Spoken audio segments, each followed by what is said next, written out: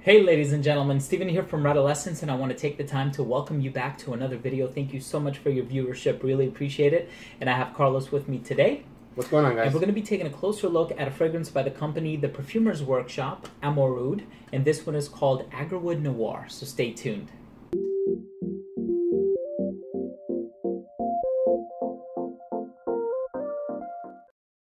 This fragrance was released in 2016.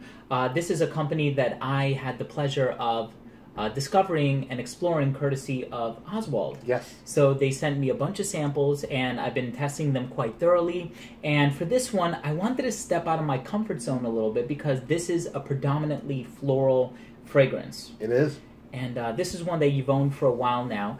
And would you care to run us through the notes real quick? Sure. This is called Agarwood Noir. The notes are apricot, saffron, pink pepper, jasmine, jasmine sambac, French rose, olibanum, leather, oak moss, and vanilla. Awesome. I love those notes. Yes. And there are a lot of jasmine fragrances that I own in my collection that I absolutely adore. Jasmine 17 by Le Labo being one of them, which is a Maurice Roussel creation. And then there's also Alcat by Xerjoff, which is a very sort of animalic indolic jasmine.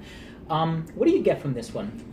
I get jasmine with a capital J wrapped in a light rose. It's floral, it's a little heady, but not in a feminine way. Okay. I think that the leather and oak moss grounds it to give it more of a unisex appeal. It's a white floral for sure, there's no denying that, but it's one that a man can pull off easily. I agree with everything that you said. I think if there's somebody here who would make that connection between florals and feminine fragrances, one might argue this is feminine, but somebody who's a little bit more open-minded could see how a guy can very comfortably pull off this scent, especially if you have a level of confidence about you. I do get a lot of jasmine with this one as well. I do get this undercurrent of leather, but it's a very smooth and subtle leather. I can't say that it's suede. Whenever I think of smooth, I think of suede, but I know suederol is a synthetic that's often used to create like a leathery accord. And I don't get that from this scent per se, but I also do get the apricot, which kind of scared me a little bit, and that's why I said this puts me outside of my comfort zone, because apricot and jasmine is one of the most overdone combinations in perfumery, or peach and jasmine, which has a similar olfactory profile. But I'm actually quite enjoying this one. But it doesn't go in that fruity, floral, typical way. It's a masculine jasmine. Yeah. I could see a guy wearing this with no problem. There's no indolic aspect about this. It's jasmine front and center, but it's not a dirty jasmine. Some jasmine can be dirty.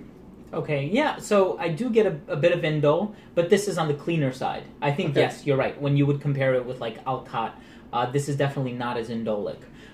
It's very approachable, it's very likable, it's natural smelling, and I really like that about this scent, is that it doesn't smell commercial or mainstream or anything like that.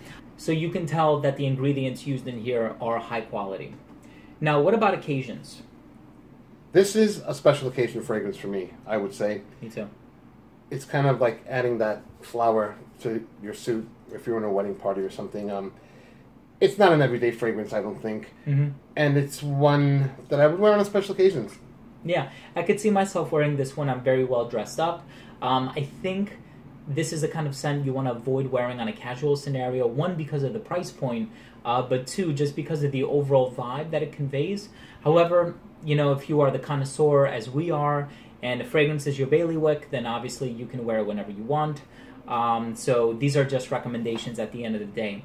The jasmine in here is quite pronounced to the extent that I would say this could probably be pulled off when it's even a little bit colder outside. I think a lot of people would associate a floral with summertime or spring because, you know, flowers are in bloom in the springtime, but I can see this one being worn on a cool fall night. I think the composition is strong enough that it can work in the colder weather as well. Yeah. I love the whole line. It's very full and thick, as I like to say. They're not shy fragrances. They're not wispy or ethereal. These are full-on fragrances that really are well done, in my opinion. I'm a big fan of this house. I agree with you. And another one that I love is Miel Sauvage. Yes. Remember that one? And I love the sandalwood one as well. I don't remember what it's called. Santal de Indies, I think? Okay. Yeah, see, there's so many fragrances. It's like over 10. And there's even a black orchidish one in there. Oh, really? Yeah. Awesome. I know it does have orchid in the name. Yeah. But I'm not remembering it. But I think it's a wonderful collection. I urge that you go out there and try it. Obviously, I never recommend blind buys, but if the description of the scent really appealed to you, or if you see a note in here that you think might be to your liking, I would definitely recommend you go out there and sample it. I'm going to leave links down below. And also, if you are a newcomer to this channel, please do consider subscribing. I'm also going to leave Carlos's information down below, so make sure to subscribe to him as well. We do a lot of fragrance reviews, top 10s, giveaways, special guests, unboxings. Collaborations for days. Collaborations for days, for sure. There's a very large family here on the East Coast that we need to spend a lot of time with, you know. So thank you so much for watching. We appreciate you. We love you guys, and we'll see you in the next episode. Take care, everyone. Bye.